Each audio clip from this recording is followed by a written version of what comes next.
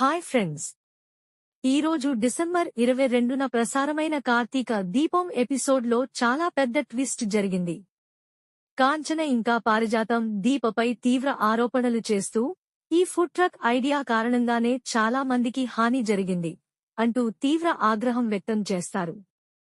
దీప కూడా తాను చేసిన ఒక చిన్న సలహా ఇంత పెద్ద సమస్యకు కారణమై ఉందని గ్రహించి ఇంట్లో పరిస్థితి మరింత ఉద్రిక్తంగా మారింది. పోలీసు స్టేషన్లో కార్తీక్, శ్రీధర్ బయలుపై గొంతుక పెడుతుండగా కాశీనే పోలీసులకు కల్తీ ఫుడ్ కేసుకు సాక్షిగా మాట్లాడాడు. దాంతో శ్రీధర్ తీవ్ర ఇబ్బందులలో పడుతున్నాడు. ఇకపోతే ఈ కేసు శాంతియుతంగా ముగియగలదా?